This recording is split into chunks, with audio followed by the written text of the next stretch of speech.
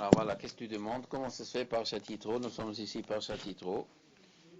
Yitro, un goy qui vient d'arriver au désert, un Baal Tchouva, et à peine il arrive, il révolutionne tout le peuple juif. Des juges, le conseil d'administrer le peuple juif avec des juges, des chefs de 10, de 100, de 1000, toute la paix civile entre les juifs a été acquise grâce à ce phénomène des juges. Les juifs, ils veulent tout ça aller chez Moshe Rabbeinu. Moshe Rabbeinu ne peut pas juger, il ne peut pas s'occuper de chaque cas personnellement. Alors il en a des milliers, des dizaines, des milliers d'aides. Et tout ça a un conseil d'un goy. Il n'y avait aucun juif qui avait cette idée. Il fallait attendre qu'un goy vienne, Baal Tchouva vient d'arriver, et celui qui révolutionne tout le peuple juif. En effet, ça c'était un hidouche.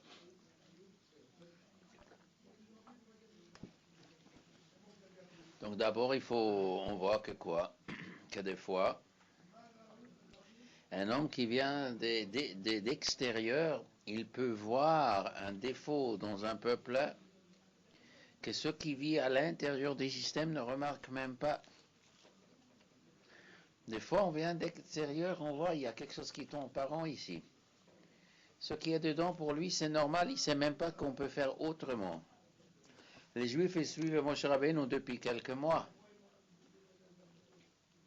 Ils n'ont pas remarqué que le maître, il est complètement surchargé de travail. Personne n'osait de proposer un changement de direction. Il arrive de l'extérieur, il va, non mais ça ne peut pas marcher comme ça. Le fait de venir de l'extérieur, c'est de l'extérieur, on voit des choses qu'on ne voit pas à l'intérieur. Souvent existait comme ça des révolutionnaires qui venaient de l'extérieur du camp. Les gens à l'intérieur étaient aveuglés par le système. Aveuglés par la coutume, par la tradition, on n'a pas vu qu'on peut améliorer terriblement les choses. Il faut venir d'un autre monde. Et comment ça se fait que lui, mais quelle culture il avait donc? Culture de Midian. Pourquoi? Midian était mieux administré. À Midian, Yitro, il avait quoi? Il avait réussi à faire comme ça.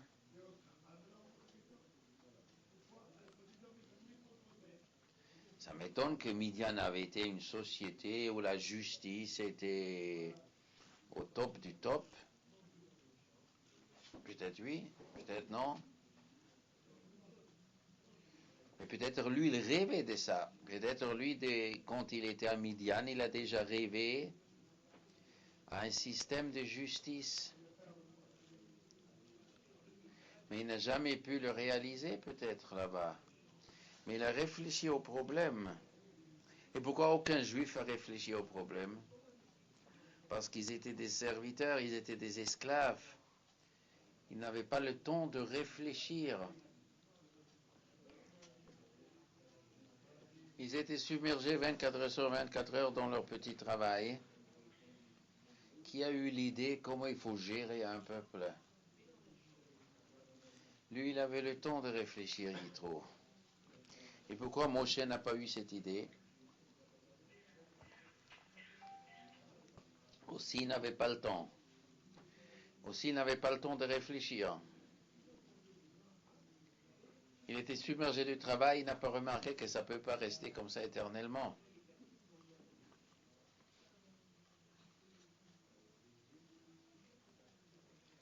Où il pensait qu'il est obligé de faire tout seul, Hachem lui a donné la direction. Et c'est lui, il va demander à d'autres de juger. Peut-être c'est une espèce de paresse. Peut-être Dieu va prendre ça comme tu es paresseux, tu ne veux pas t'engager comme il faut. Souvent, il y a des gens qui sont submergés de travail, mais ils ne lèguent pas aux autres. Pourquoi? Ils n'ont pas assez confiance aux autres, ou parce qu'ils considèrent qu'ils étaient nommés. Ils n'ont pas le droit d'être paresseux.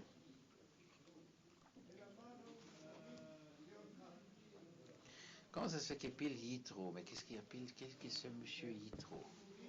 Qu'est-ce qu'il avait comme mérite? Il a donné sa fille. Il a lutté dans un monde goy pour la justice. Il a essayé de changer la société des Midian. Il n'a pas réussi. Mais il a lutté. Il était exclu de la société des Midian. Parce qu'il cherchait la justice et c'était un monde d'injustice. Qu'est-ce que la Torah nous raconte? Les bergers sont venus, ont chassé les filles de Yitro. Donc c'était un homme persécuté. Un homme à qui on a fait d'injustice. Donc il souffrait de l'injustice dans son pays. Donc qu'est-ce qu'on fait un homme qui souffre d'injustice? Il philosophe de la justice. Si on ne peut pas l'appliquer, au moins on peut philosopher. Comment il disait? Comment il s'appelait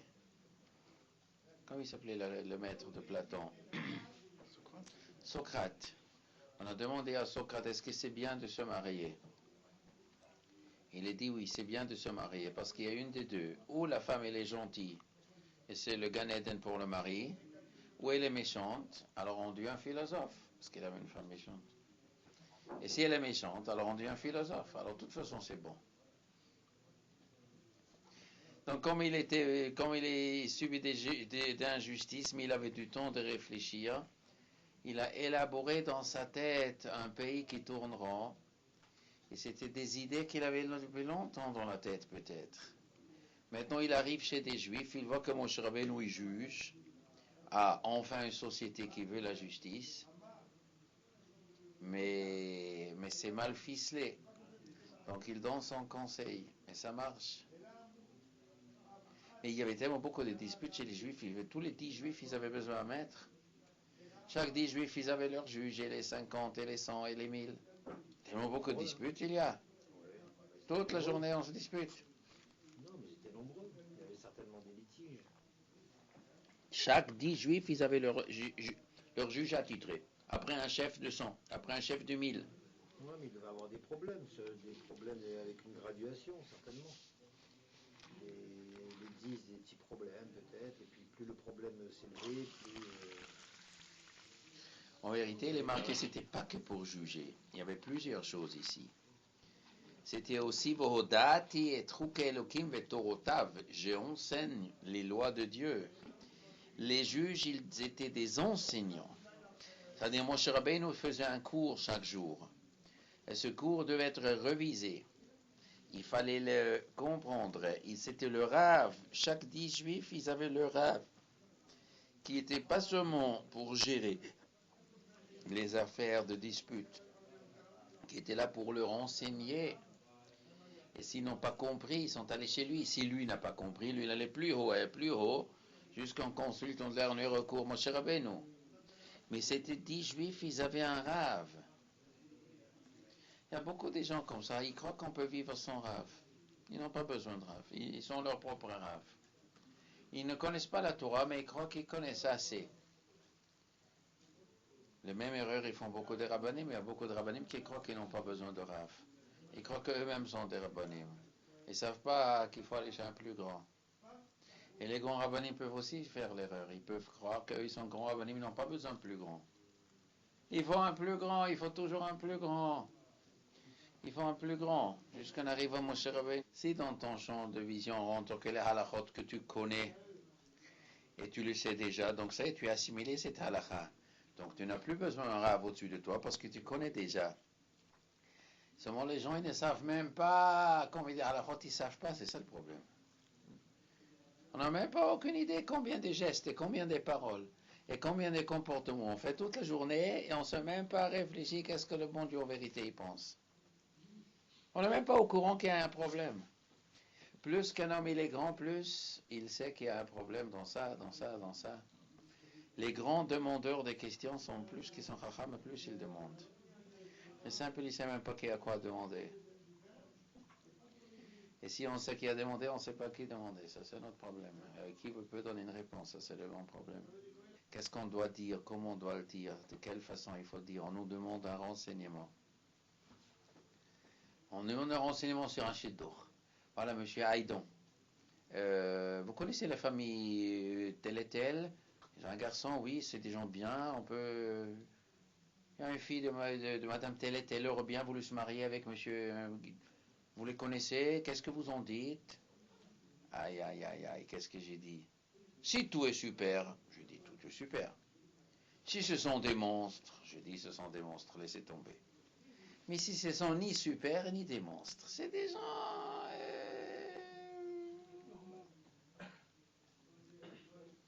Et les gens qui me consultent, je leur dis pas, qu'est-ce que je leur dis?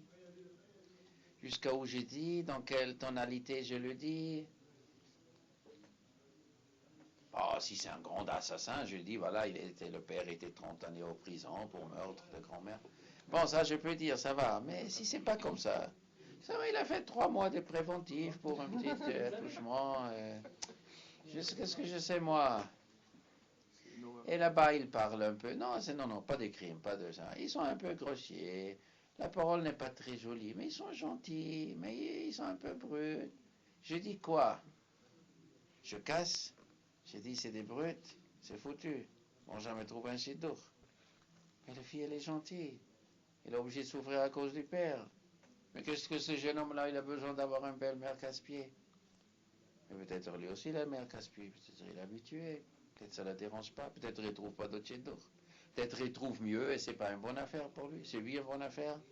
Ah, il faut quoi? Que je donne un renseignement qui est bien pour elle, pour lui, et sans faire du tort à un des deux. Et des fois, il faut lui faire du tort à un parce que l'autre ne mérite pas de tomber sur une famille comme ça. Et je dois le protéger. Et si je ne le protège pas, il va me dire pourquoi vous ne m'avez pas dit dans quelle famille vous m'avez mis dedans. Je vous ai demandé pourquoi vous ne m'avez pas dit. Et si je dis l'autre, il va dire tant que vous êtes ici, je ne peux jamais marier ma fille. Mais racontez pas. Et peut-être je ne dois pas raconter, peut-être il vit bien. Oh là là, il y a beaucoup de questions. Beaucoup de questions. Avant qu'on ouvre la bouche, il faut tourner 7 fois la langue dans la bouche. Oui, mais j'ai pas le temps de tourner 7 fois la langue dans la bouche. J'ai un autre téléphone. J'ai d'autres choses à faire dans ma vie. Alors qu'est-ce que je vais dire? Je ne peux pas vous répondre, je n'ai pas le temps parce que je dois tourner 7 fois la langue dans la bouche. Ah, j'ai compris. Bon, d'accord. Vous pensez qu'il ne faut pas se marier. Là, j'ai compris. Non, ça, je n'ai pas le droit de dire non plus.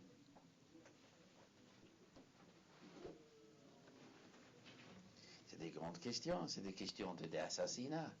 Tu peux assassiner une famille. Tu peux faire de sorte que cette famille ne peut plus se marier. Tu peux les tuer. Et comme je peux tuer l'autre, c'est des questions depuis quoi, en effet. Peut provoquer une dépression. Vous m'avez cassé mon shit d'eau. Dans les mauvais conseils.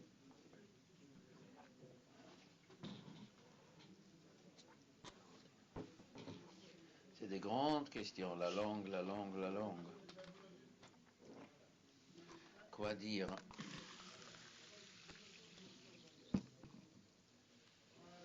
Dans chaque chose là, il faut un rave, bien sûr il faut un rave, mais le rave d'où il sait, il faut que nous demandons rave et son rave. Si on sait, on répond, on ne sait pas, on ne répond pas.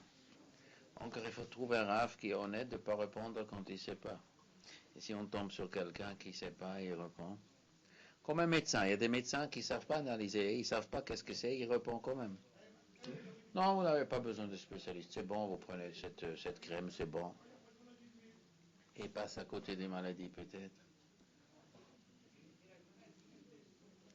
C'est aussi des grands, les médecins, beaucoup de questions. C'est juste, docteur? Hein? Il faut passer à côté. Il faut faire attention. Et de l'autre côté, pas pour chaque petite chose là, on peut envoyer pour faire des investigations parce que le Sécu n'a pas de temps. Faire 70 radios pour rien et tout. On peut non plus. Il faut savoir, il faut juger. Ça veut dire qu'il faudrait commencer à ouvrir la bouche à partir de 50 ou 60 ans pour avoir la réflexion médicale. Ça, on peut non plus. Mais là, moi, je suis arrivé. Alors, il faut chaque 10 juifs, ils ont un rave. Et après chaque 50 juifs, ils ont ces 5 rabbinim, ils ont un rave au-dessus. Et après, ils ont un rave au-dessus, un rave au-dessus. C'est toute une pyramide. Moshe Rabbeinu était en haut. C'est ça que Yitro, il a. Alors, on va commencer ici. Sheni, on va commencer Sheni.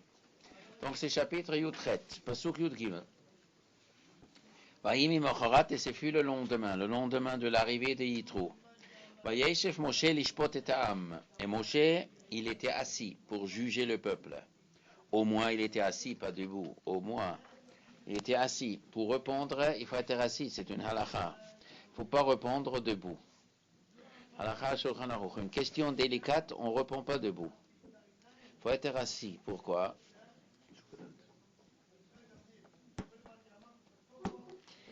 Parce que quand on est debout, le corps utilise l'énergie pour être debout.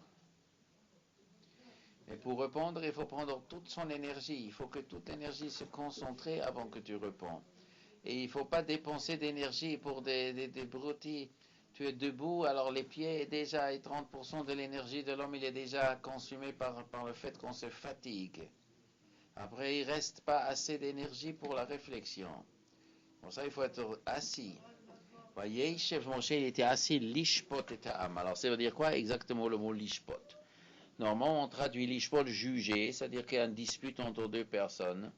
Mais après, on verra que c'était pas que ça. Lishpot, ça ne veut pas dire seulement ça. D'abord, le mot lishpot veut dire aussi défendre. Défendre les droits. Mais pas seulement ça. Quoi? Dispute entre deux personnes et je défends les droits d'un vis-à-vis de l'autre, c'est pas que ça. Vayam odham al Moshe. Le peuple était debout sur Moshe. Min haboker du matin ad haarev jusqu'au soir. Et quand il a mangé le pauvre Moshe, il n'avait pas le temps. Et pourtant, ça c'était après qu'il est descendu de Har Sinaï, d'après un pshat de Rashi. Il était 40 jours sur le Har Sinaï. Il est descendu. 3 fois, il était 40 jours sur le Har Sinaï. Et ça, c'est le lendemain, d'après une explication. Il est revenu après 40 jours de ne pas avoir mangé. Il a mangé le soir une pizza. Et le lendemain, il en saoulait du matin jusqu'au soir. Alors, Vayar Choten Moshe, le beau-père de Moshe a vu, et Kol Asher Hu Oseh La'am, tout ce qu'il fait au peuple. Tout ce qu'il fait au peuple. C'est-à-dire quoi? Il fait. Il répond. Pourquoi on dit il fait? Répondre, c'est une action. Parler, c'est une action. C'est faire. Il fait au peuple. Il dirige le peuple. Il conduit le peuple. Il conseille le peuple. Il enseigne. Il calme. Il enlève les disputes. C'est faire. Il crée. Il fait le peuple. Il fait au peuple. Il les élève. Vayomer, il dit, Ma hadavar haze asher ata oseh la'am. Qu'est-ce que cette chose que tu fais au peuple? Qu'est-ce que c'est? Qu'est-ce qui se passe ici? Madoua, pourquoi? Ato yoshev levadecha, tu es assis toute seule. V'chol ha'am, et tout ce peuple, nitzav, il est debout, alecha sur toi. Pourquoi on dit sur toi? Pourquoi on ne dit pas à côté de toi? Le peuple est debout sur toi, il étouffe, ils sont tous autour de lui, ils sont en train de t'étouffer. Min boker ad arev, du matin jusqu'au soir. Voyons, Omer Moshe, le chotno, Moshe répond à son peuple. Car Yavo Elai Ha'am, le peuple vient chez moi, l'idrosh Elokim, consulter Dieu. Il raconte ici que le peuple vient chez moi consulter Dieu. C'est-à-dire quoi consulter? Consulter Dieu, c'est-à-dire quoi? Qu'il prie. Il y a un malade. Consulter Dieu, est-ce que ce malade il va guérir? Prier à Dieu. Les gens venaient chez Moshe pour qu'il prie. Consulter Dieu. Les gens ils veulent savoir quoi, ils sont devenus religieux, ils ont reçu la Torah. Donc ils doivent apprendre. Donc ils consultent Dieu. Qui est la hem davar? Quand ils ont une parole, quand ils ont une chose. Bah, Elai, il vient chez moi. Quelle chose? Ils ont une chose, il vient chez moi. Pour un oui et pour un non. Ils ont une chose. Ça veut dire quoi une chose? Un problème. Quand ils ont un problème, il vient chez moi. Pourquoi? Le problème, il est marqué ici avec le mot davar. Qui yelahem davar. Quand ils ont une chose, il vient chez moi. Une chose bizarre. Une chose qui ne trouve pas de solution. Mais le texte ne dit pas une chose qui ne trouve pas de solution. Le texte dit quand ils ont une chose. Ba Elai, il vient chez moi. Sur chaque chose. Quoi, il va acheter un armoire, il me demande, il me consulte. Il va acheter une voiture, il me consulte. Il y a des gens comme ça qui saoulent les gens. Chaque chose, ils demandent. Ils ne savent pas décider tout seuls. Mais c'est pas ça. Qui est la hem davar? Qui y est la hem? Quand ils ont davar. Davar, c'est dire une chose. Davar, c'est dire une parole. Quand ils ont une parole, ba elai. Pourquoi c'est marqué ba? Pourquoi pas ba ou elai? Il vient, pluriel. Pourquoi il est marqué ba, il? Qui c'est il? Ba, c'est singulier. Qui est-ce qui vient donc? Un des deux antagonistes? Tetzayin. Kadhave le hondina, quand ils ont Rachidi dina un dispute. Atan levati. Il vient chez moi. Atan, c'est pluriel, Atan. Sinon, c'est Ati. Atan, le Targum il traduit pluriel, il vient chez moi. Mais le texte il dit ba elai. Pourquoi il traduit pluriel?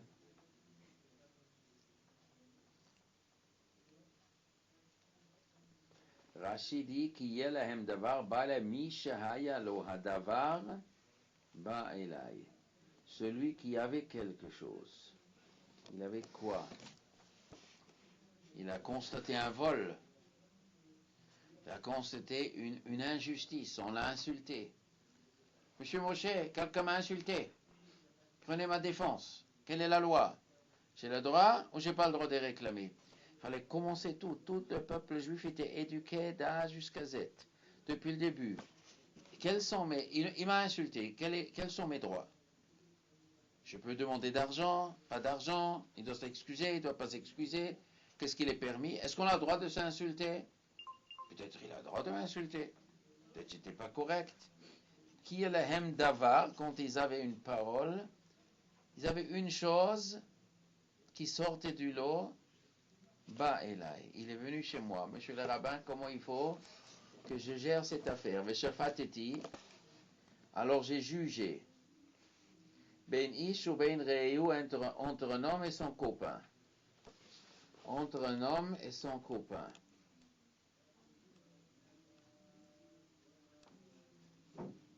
Je dois juger entre un homme et son copain. Quoi, des copains, ils se sont disputés ou des ennemis se disputent? Même des copains se disputent. Tu crois seulement deux ennemis se disputent, mais c'est pas vrai. Même les copains, ils se disputent. C'est ça le problème.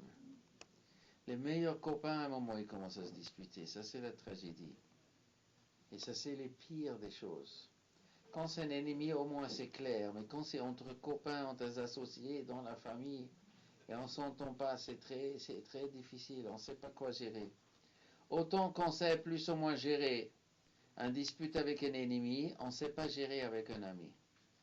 Je dois lâcher, c'est un ami, je ne peux pas lui faire ça, donc je dois céder. Il me fait souffrir et on devient dingue. Plus qu'on a un ami, plus on souffre d'un malentendu. Très difficile entre amis, les disputes entre amis dans la famille sont les pires. Les trahisons, Parce que je ne peux pas tout lui dire, je ne veux pas tout lui dire, je n'ai pas le droit de tout dire et je ne vais pas casser tous les œufs et toute la famille. Ben ish ou ben rei, ou entre un homme et son copain, je juge. Mishpat, ça vient de quel mot mishpat? La traduction du mot mishpat exact. Défendre, juger, évaluer. Mishpat veut dire aussi évaluer, peser. Mishpat veut dire peser. On doit peser le pour et le contre et qu'est-ce qu'il est le droit et qu'est-ce qu'il est hors loi. Qu'est-ce qu'il est juste et qu'est-ce qu'il n'est pas juste. Qu'est-ce qu'il est exagéré dans un sens ou dans l'autre sens. Ça, c'est le mishpat. Le shofet, il doit avoir un équilibre. Il y a beaucoup de gens qui se chauffent dans un jugement. Ils prennent parti. Ils entendent les arguments des uns et ils sont convaincus qu'il a raison. Et ils sont des ennemis de l'autre et tout. Et après, on écoute les arguments des autres. Et bien, c'est tout le contraire. Tout le contraire. Waouh, des fois, tu entends deux positions. Ils n'ont rien à voir l'un avec l'autre. Et les juges, ils doivent jauger. Ils doivent être très équilibrés, les juges. C'est pas donné à chacun d'être un vrai juge. Chacun il peut être un juge, mais un vrai juge qui juge juste, sans cadeau. Les gens sont convaincus qu'ils ont raison, à la fin le juge leur donne tort. Mais ils ne comprennent rien, ces juges. J'avais raison, il m'a condamné. Il n'a rien compris, les juges. Comme ça, 50% des gens ils sortent comme ça de la justice. Il y a toujours 50% des gens qui sortent des juges, ils sont sûrs que le juge n'a rien compris. Il n'a rien compris. Comment c'est possible qu'il m'a donné tort? Mais j'avais raison, comment il peut me donner tort? Les gens sont tellement sûrs, ils ne peuvent pas comprendre qu'ils ont tort. Terrible, les gens ne veulent pas comprendre qu'ils ont tort. Très difficile à reconnaître qu'on a tort. On est condamné, on est jugé, on est obligé de payer, on est obligé de demander pardon, on se plantait. Il y a des gens qui se plantent dans une affaire, il y a des gens qui se plantent toute la vie. Il y a des gens qui sont directeurs de l'usine. Pendant 40 ans, il a volé, il a triché, il n'a rien compris. Que toute son entreprise est basée sur des mensonges et des magouilles et des trucs. Et ça peut être une entreprise, ça peut être dans n'importe quoi. Tout, le mensonge, d'orgueil et de faux et usage de faux et tout. Une fois qu'il se fait attraper, après on revient en arrière. Et le juge, il doit dérouler devant lui. Eh oui, c'est si juge, qu'est-ce que tu crois? Il y a quoi juger? Les gens, ils arrivent avec des disputes, il faut dénouer tous les conflits.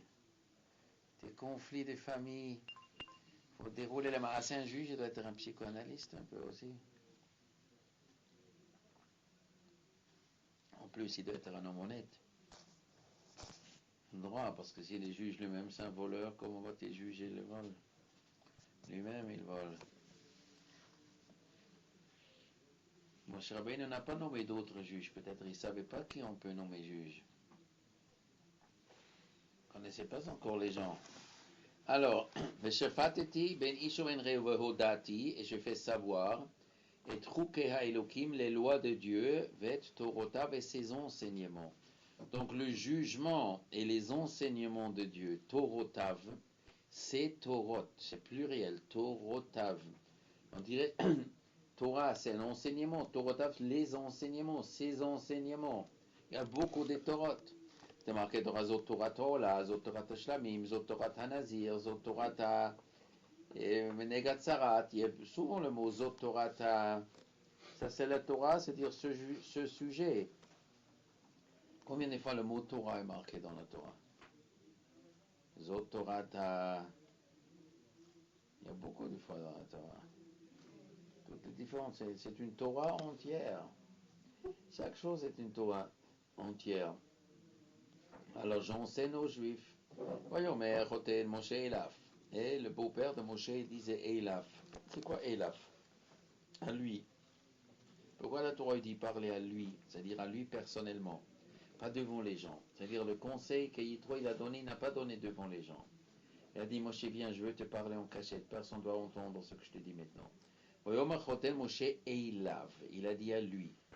Lo tov hadavar, la chose n'est pas bon, asher ata aussi.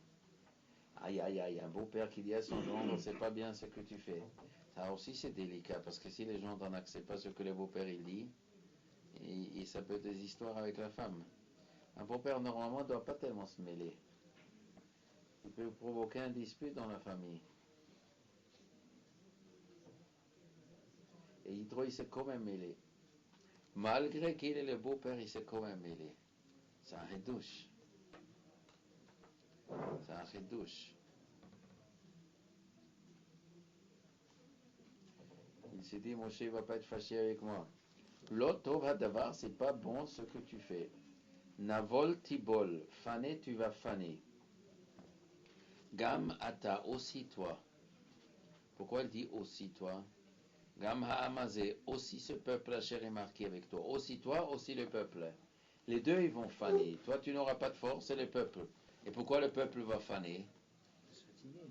Pourquoi le peuple va se fatiguer? D'attendre dans la salle d'attente. Il attend ici pendant 3 semaines pour avoir 10 minutes d'audience. Le peuple aussi va se fatiguer. Et toi, tu vas te fatiguer. La chose est trop lourde pour toi. Tu ne peux pas le faire tout seul. Ata, maintenant, Shema, écoute Bekoli ma voix. I atsecha, je te conseille. Oui, Elohim imach, que Dieu sera avec toi. Moi, je donne un conseil, après, le reste, c'est Dieu qui fait. Moi, je ne peux pas faire plus que ça. Après, tu consultes Dieu. Moi, je peux donner qu'un conseil. Souvent, il y a des gens qui donnent des conseils, ils veulent à tout prix que l'autre il écoute. Et si l'autre n'écoute pas, ils font la guerre. Moi, je ne fais pas la guerre. Moi, je te conseille, après, que Dieu sera avec toi. Le reste, tu peux te débrouiller avec le bon Dieu. Moi, je ne peux pas faire plus que ça. Le plus grand curé du monde. C'était le plus grand curé. Il a fait tous les idoles, toute l'idolâtrie du monde, il a fait. C'était le plus grand philosophe. C'était le copain de Bilham. Et Bilham est resté voyou. Et lui est devenu un personnage raffiné. Et les deux, ils croyaient en Dieu. Bilham, Yitro, avec toute la recherche philosophique du monde, c'était le plus grand philosophe du monde. C'était 3 copains, Iov, Bilham et Yitro. 3 grands copains, Goïm. Et les 3 sont arrivés à la conclusion qu'il y a un Dieu. Bilham est resté un personnage grossier. Yitro est devenu tzaddik. Iov aussi, c'est aussi un grand philosophe. Iov était un grand philosophe. Très très grand philosophe. Tu prends le bouquin qu'il a écrit et tu vas voir, le plus grand philosophe du monde, Iov.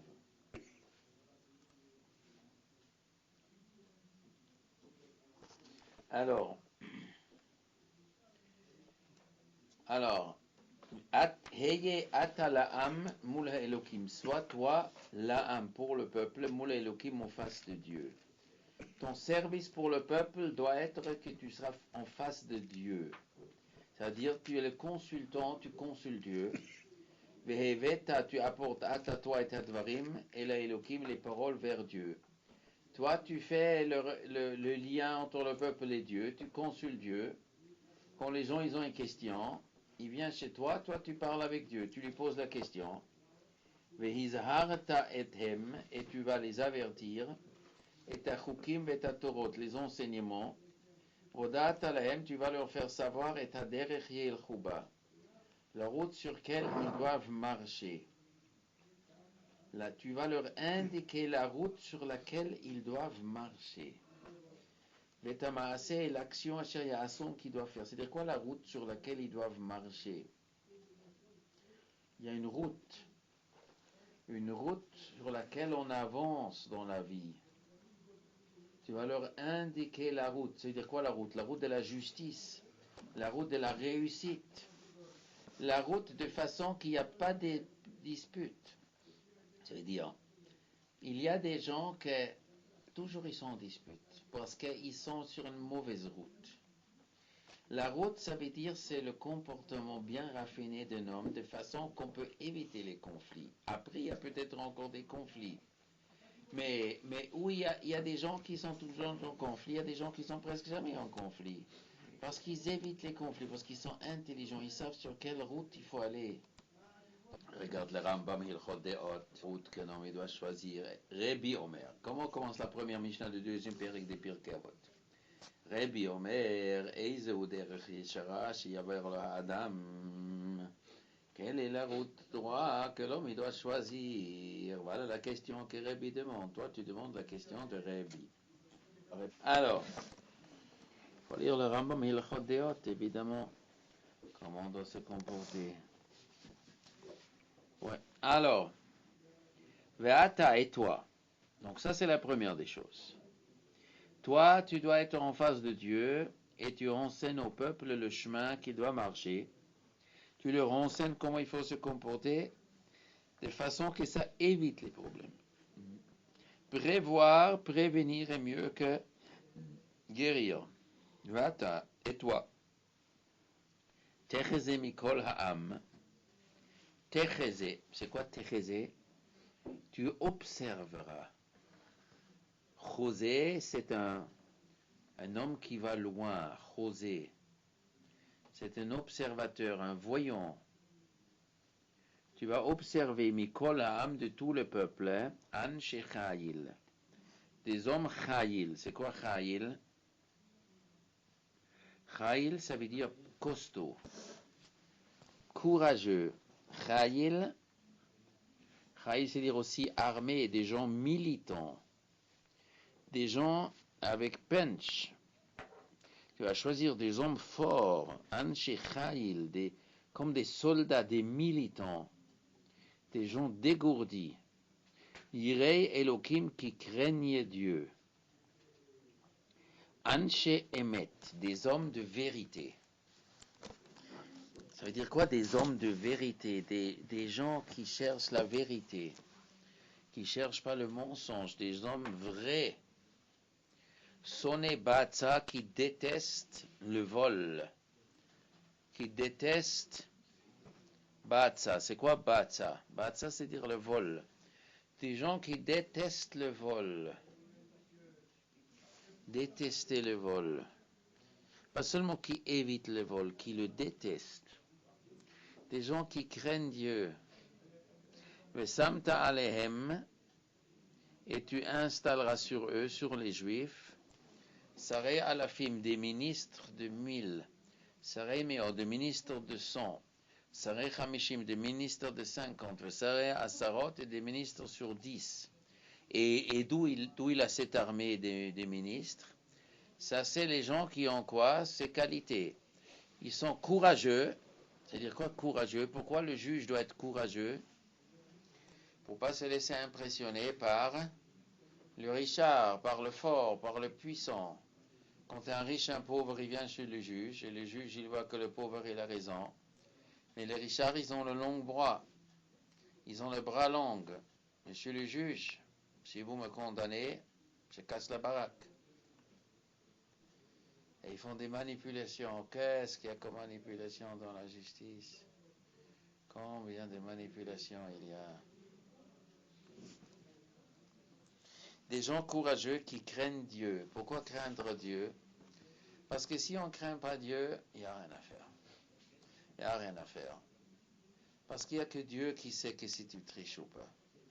Parce que le juge peut tricher, mais on peut pas l'attraper. On ne peut pas prouver qu'il a triché. C'est son âme et son conscience. Il est convaincu que quoi? Que lui ment ou lui ment. Qu'est-ce que vous pensez? Moi, je pense que la vérité est comme ça. Mais je peux prouver que vous vous trompez. Comment vous allez me prouver? Il n'y a que Dieu qui sait que si le juge est honnête ou pas. Il faut craindre Dieu. Ça ne marche pas sans craindre Dieu. C'est pour ça que les sociétés athéistes sont condamnées à la catastrophe. C'est comme ça. C'est plutôt plus tard, ça finit dans un cata. C'est obligé, ça ne peut pas être autrement. Les gens, ils ne se rendent pas compte. Ils croient que l'athéisme, c'est un choix de vivre. C'est faux. L'athéisme et la laïcité finissent dans une grande guerre, malheureusement. Malheureusement, c'est comme ça.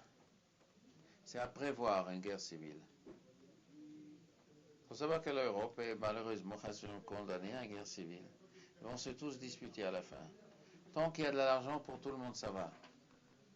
Tant qu'il y a de l'argent, ça va. Bah, tout le monde il a plus ou moins quoi manger. Le jour qu'il n'y aura pas quoi manger, ils vont se déchirer. Il n'y a que la crainte de Dieu qui peut empêcher un homme de frapper l'autre. Sans truc, tout il serait s'écrouler. Sans Yirei Elohim, sans crainte de Dieu, l'homme devient sauvage. Les gens, ils ne veulent pas croire. Ils croient toujours qu'il y a c'est autrement possible. C'est faux, c'est pas possible autrement. Yirei Elohim, sans crainte de Dieu, les gens, à la fin, ils se disputent. À la fin, ils se entretuent. Ça finira dans une grande guerre, malheureusement. C'est comme ça.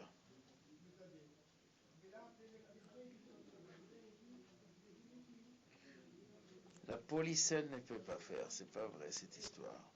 La police elle-même, les militaires et la police et les juges et les maires et les politiques et les gens, tous, tout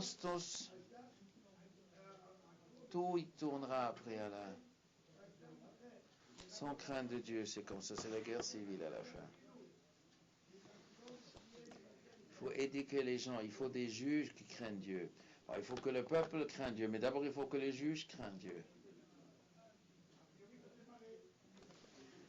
Anshe Emet, des gens de vérité. Des gens de vérité. Qu'est-ce que c'est la vérité? C'est quoi la vérité? Qu'est-ce qu'on appelle la vérité? Il y a beaucoup de sortes de vérités. Des gens qui sont imprégnés par la vérité, qui sont vrais, qui ne sont pas faux, pas des faux jetons. Ils ne parlent pas du faux, ils ne présentent pas faux, ils ne jouent pas un cinéma. Ce qu'ils exigent des autres, eux-mêmes, ils le font. C'est facile à prêcher aux autres, c'est facile. Ce qui est difficile, c'est de le faire. Ah, c'est difficile. Dire aux autres d'être honnêtes, c'est facile, hein? Mais être honnête soi-même, ça c'est plus difficile. Ça c'est plus difficile. Anshe Emet, Sonebatsa, détester le vol. Il faut détester le vol. C'est-à-dire quoi? On est horreur de voler. C'est pas mon argent, ça c'est l'argent de l'autre. Il faut détester le vol. Une haine du vol. C'est pas si facile, c'est pas du tout si facile. Mais Samtalem, tu vois maintenant des ministres sur 1000, sur 500, sur 1000, sur 100, sur 50, sur 10. Veshaftu et ha'am bechol et. Ils jugeront le peuple bechol et. À n'importe quel moment. C'est-à-dire quoi à n'importe quel moment? Tout le temps, ils jugeront le peuple. C'est-à-dire quoi tout le temps? Pas une fois par mois, une fois par semaine. Il faut que le juge, il est prêt à juger tout de suite. Parce que si on ne juge pas tout de suite, si on retarde, les gens ils se font justice eux-mêmes. Ça prend 3 années. Tu vas à la justice française, ça prend 3 années. Qui a du temps, qui a de l'argent, qui a des trucs qui te font tourner bourrique 3 ans? C'est une catastrophe. Ça prend tellement longtemps la justice. Jusqu'à il y a une dispute, des trucs, monsieur, vous attendez des mois, il n'y a pas de place et tout. Ça, c'est pas injuste. C'est toute place, c'est une dispute, il faut faire des référés sur chaque chose. Le juge, il doit être comme un référé. À la Macom, j'ai une dispute, vous intervenez, vous me dites. Et vous tranchez, vous décidez, on continue après en paix, point la ligne. Ah, laissez pourrir pendant des années des situations. Il y en a des gens qui sont des spécialistes pour tourner les juges en bourrique. Des spécialistes, des avocats rusés qui trouvent des trucs de n'importe quoi. Sans justice, c'est la guerre civile assurée. Ça, il faut savoir. Comme ça dit la Mishnah. Al-Shloshat Mishnah dit Al-Shloshat Varim Ha'olam Hamed Ala Emet V'Ala Din V'Ala Shalom. La société sur la vérité, on parle vrai. Le din, la justice, V'Ala Shalom, la paix. Si ça manque, c'est la guerre civile. Pas tout de suite, à un moment. En Syrie, ça tenait combien de temps ce monde de mensonges là-bas? Combien de temps ça tenait? Jusque ça ne marche pas. Après, c'est la guerre. Après, on s'entretue. Alors, ils jugeront le peuple n'importe quel moment. Il sera kol hadavar gadol. Chaque grande affaire, yavui alecha, ils l'apporteront vers toi. Kol hadavar katon, et les petites affaires, yishpetuhem, ils vont juger eux. Ça veut dire quoi, grande affaire, petite affaire? Ça veut dire quoi? Qu'est-ce qu'on appelle une grande affaire? Qu'est-ce qu'on appelle une petite affaire? À partir d'1 million, c'est chez toi. Les affaires à 15 euros, ça c'est les autres juges. On peut dire comme ça. Ou on peut dire les choses difficiles, les choses compliquées, et les choses simples. Il faut que tu allèges sur toi. Ils vont porter avec toi. Il faut que d'autres portent avec toi le joug. C'est si cette chose-là tu feras.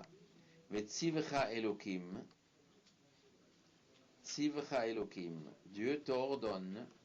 Si Dieu t'ordonne de le faire, ve'achol ta'amot, tu pourras tenir debout. Qu'est-ce que ça veut dire?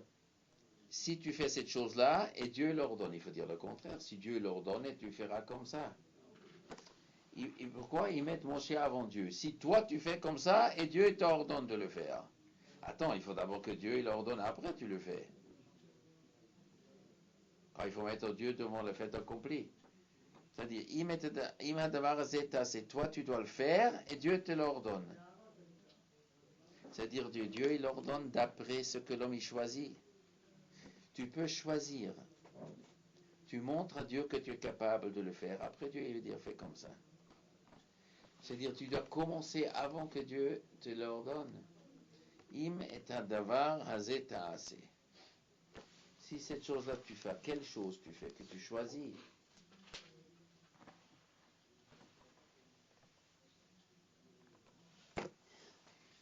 Im et davar hazeh ta'aseh. Si cette chose tu fais, c'est quoi? Tu choisis des juges, tu nommes des juges. Vetzivcha Elokim. Et Dieu te l'ordonne. Il voulait que Moshe mette Dieu devant le fait accompli. Tu organises la chose et après tu consultes Dieu. D'abord tu organises la chose. Et après tu consultes Dieu. Pourquoi pas le contraire? L'homme il doit d'abord montrer qu'il est capable de faire. Sinon Dieu lui demande, tu dois montrer d'abord de ta part que tu es prêt à le faire. Vegam kol ha'am hazeh, et aussi tout ce peuple, al mekomo à sa place, Yavo viendra beshalom en paix. Ce peuple viendra à sa place en paix. Ils pourront vivre en paix. Vaishma Moshe le kol chotno. Et Moshe, il a écouté à la voix de son beau-père. Pourquoi à la voix? C'est-à-dire quoi? La voix de son beau-père, il est Ruach HaKodesh, kol chotno. C'était un col spécial, c'était une voix spéciale. Cette voix était pleine de Ruach HaKodesh, pleine de sagesse. Vayas, il a fait kol asher amar, tout ce qu'il a dit. Vayvchar Moshe Anshe Chayil. Et Moshe, il a choisi Anshe Chayil, des gens courageux. C'est-à-dire, ça ne suffit pas des gens qui craignent Dieu, parce qu'il y a des gens qui craignent Dieu, mais ils ne sont pas courageux. Ils ne sont pas courageux. Ils n'aiment pas s'opposer à des gens. Un courageux, c'est quelqu'un qui est capable de s'opposer aux gens, et même de se faire des ennemis. Et de se faire des ennemis, et de risquer de se faire des ennemis. Pour prendre des risques dans la vie. Anshe Chaim et Kol Israël de tous les juifs, c'était quoi de tous les juifs? Sans regarder quelle tribu, n'importe quel, Rouven, Shimon, Lévi, Issachar, de tous les juifs. Vaïten Otam, il les a nommés Roshim, comme tête, Al-Ha'am, sur le peuple. Comme tête, ça veut dire quoi comme tête? La tête, c'est quoi? C'est la partie la plus haute du corps.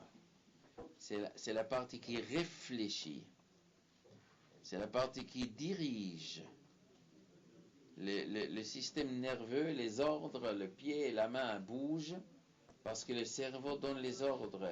Ça veut dire, eux, ils vont être le cerveau du peuple. Ils donneront les directives. Ils donneront les directives. Saré Alafim, des ministres. Alafim. Alafim, c'est quoi?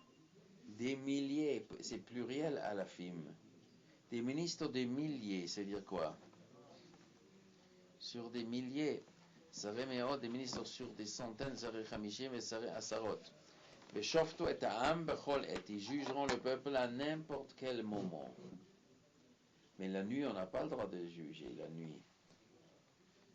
C'est-à-dire quoi? Quel moment? C'est-à-dire n'importe quel moment de la journée. La journée.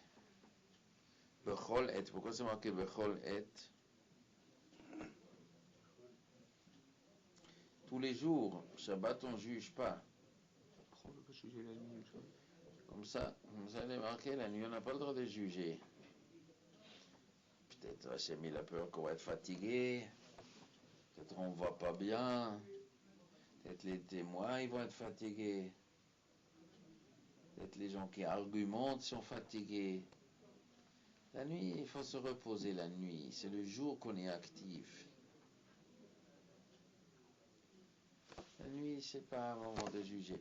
Veshaftu et ha'am bechol et. Si on a commencé le jour, on peut continuer la nuit. Si on a commencé, on n'a pas le droit de commencer la nuit. Veshaftu et ha'am bechol et. Et hadavar hakaché yevion el Moshe. Les choses dures.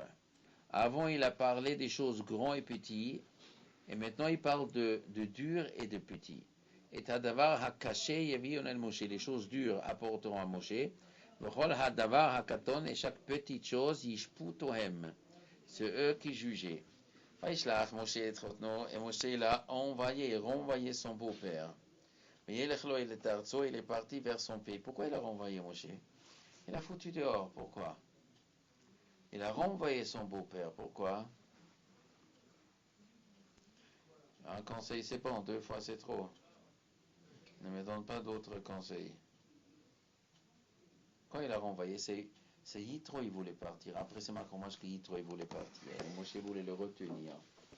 Il a insisté, Paro, alors il a laissé partir.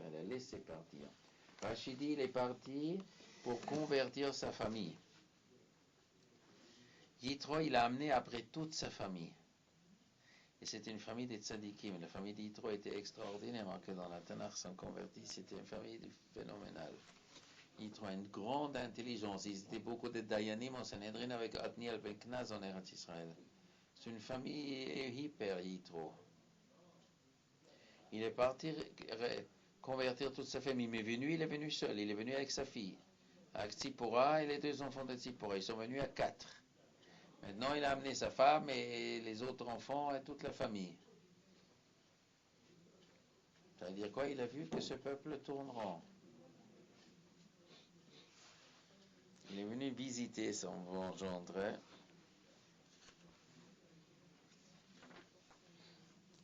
Mais c'est marqué Vaishalach Moshe. Moshe le renvoyé.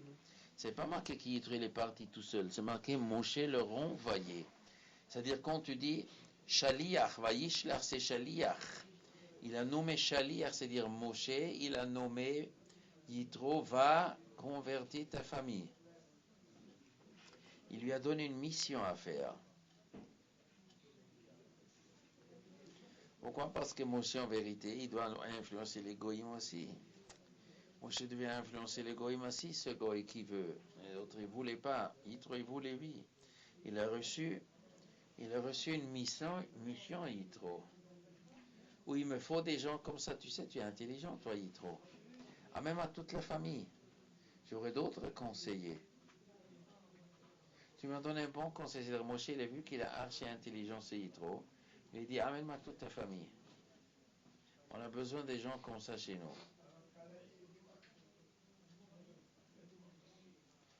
Otniel ben Knaz, le gendre de Shua Binun. Ils ont habité avec lui, la famille de Yitro. Certains n'étaient pas convertis entièrement, ils étaient des moitiés juifs, ils étaient chez des Chachamim. Certains n'étaient pas convertis entièrement, je me semble, de Yitro. Pas tous ils sont convertis entièrement, mais ils accompagnaient les juifs. D'où il sort ce Yitro? Il sort d'où? C'est le fils de son père. Qui est son père? Midian. Qui c'est Midian? Midian, c'est un fils d'Abraham Avinu, Midian.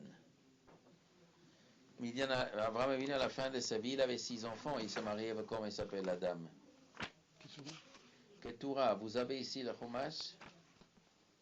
Parshat Toldot. Non, c'est dans Toldot ou c'est dans quel parasha? Hein? On voyera. C'était la mère aussi d'Ishmaël. Ketura, regardez. Ketura, oui, d'après Rashi, c'est Hagar. Chapitre 25. Bereshit, chapitre 25, Pasuk Aleph. Yosef, Abraham, Ekach, Isha, Ushma, Ketura. Et Abraham, il a ajouté, il a pris une femme, elle s'appelle Ketura, Bateletlo. Elle lui a accouché de Zimran. Monsieur Zimran. C'est un demi-frère à Yitzhak. Zimran. Vet Yokshan. Vet Medan. Vet Midian. Vet Yishbak. Vet Shuach. Donc il a 6 enfants. Zimran, Yokshan, Medan, Midian, Yishbak et Shuach. 6 demi-frères à Yitzhak. Donc il y a un qui s'appelle Midian. Et lui, Yitro, était Kohen Midian, c'est le prêtre de Midian, l'homme de Dieu, le philosophe de Midian. Et Midian était le fils d'Abraham Avinu. Non, tu peux t'imaginer, le fils d'Abraham Avinu. Il a mis quelque chose dedans dans ce Midian. Comment ça peut être des idolâtres là-bas alors? Comment ils sont devenus idolâtres? Pourquoi pas? C'est quoi la question? Pourquoi Abraham Avinu n'a pas pu empêcher ça? Comment tu veux empêcher? Tu peux dominer tes enfants, des petits-enfants? Abraham Avinu, c'est la Lui, il a donné, oui, c'est les Mouna. Et après, les enfants et les petits-enfants, ils font ce qu'eux, ils veulent. Toi, tu dois mettre les Mouna dedans. Qu'est-ce que tu peux faire après? Après, les enfants et les petits-enfants, ils sont comme ils sont. Mais, il y en a une branche de Yitro qui est revenue. Les autres Midian, c'est pas marqué. Il y a une branche. Mais c'est Yitro. C'est sûr que Yitro, il a entendu l'histoire d'Abraham Avinu. Sûrement, il a entendu. C'est combien d'années depuis Abraham Avinu?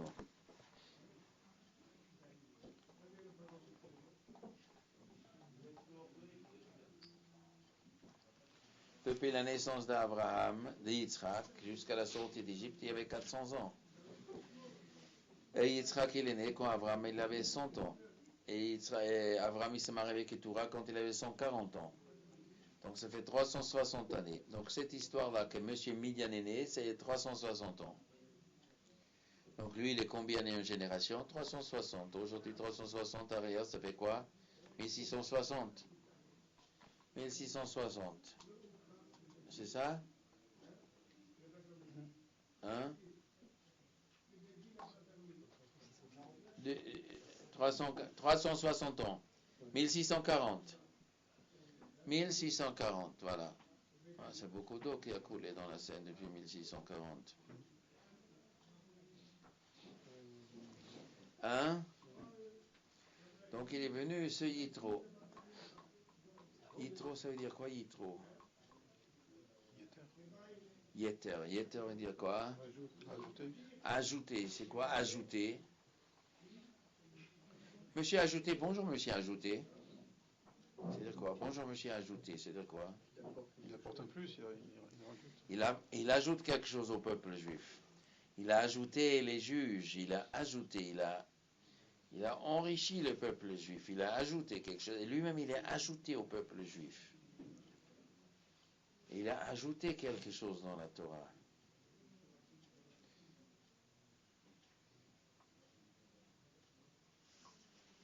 Mais c'est quand même intéressant que ça venait des Midian. Alors cette idée qu'on dirait qu'Avram Midian, ça veut dire quoi le mot Midian? Midian, c'est Medainim, c'est bien du mot din. Dans le mot Midian, il y a le mot din. C'est Médine aussi, c'est pas la ville de Médine Médine. Médine. Non, din, c'est dire quoi? Jugement. Monsieur Midainim, c'est des gens, des antagonistes qui se disputent. Midian, ça veut dire c'était un peuple qui était construit sur la justice. Midin, Midian, Midin. Donc Abraham Avinu, il a mis dans ce peuple la justice, les idées de la justice. Et pourquoi il a mis ça plus chez Midian que chez Yitzhak? La Ikar, il a transmis à Yitzhak. Mais quelque chose de jugement, il a mis chez Midian. Pourquoi? Pourquoi pas chez Yitzhak?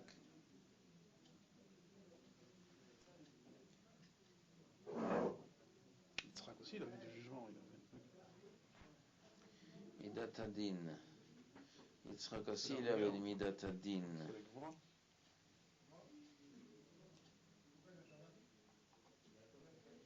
Mais cadré, tout le peuple, il est cadré. Comment on appelle ça?